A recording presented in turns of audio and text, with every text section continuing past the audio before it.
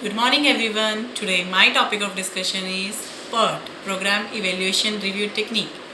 Earlier we have discussed CPM, Critical Math Method, where the time for completion activity is given with certainty. But it may be possible that activity may complete sooner than actual time, mean by plan delays can be reduced, or it will take even 2 days or 3 days.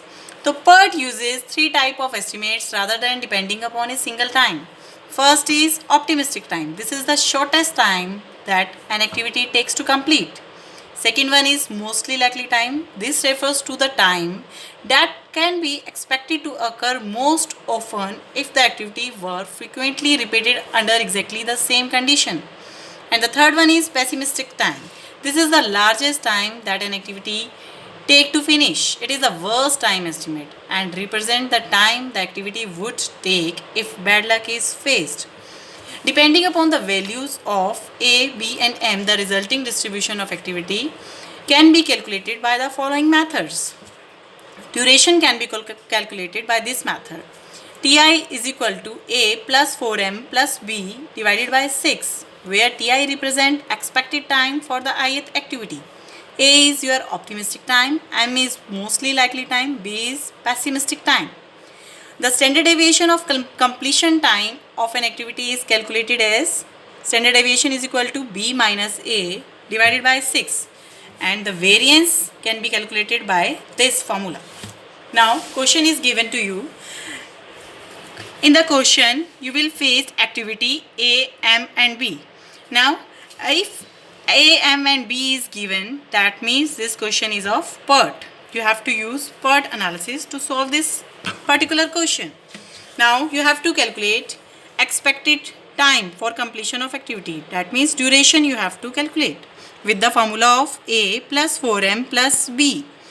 A is equal to 5 plus 4 into 8M and B 10 divided by 6, that comes 7.8. We will take the whole figure, that is 8. Likewise all calculations are calculated. Now next we have to calculate standard deviation. Formula for the same is B minus A divided by 6.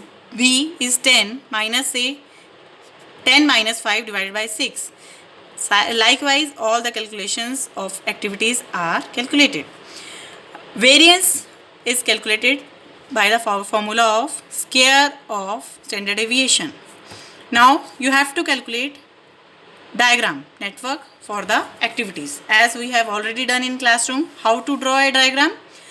First activity is 1 to 2, second is 1 to 3, third is 1 to 4, next is 2 to 5, 2 to 6, 3 to 6, 4 to 7, 5 to 7 and 6 to 7.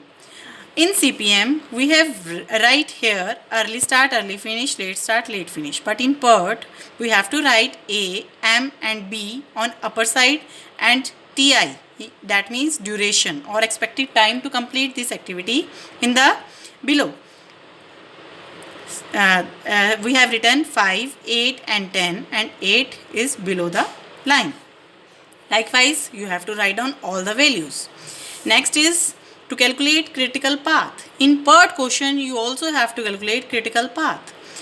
Possible paths are 1 to 2, 2 to 5, 5 to 7.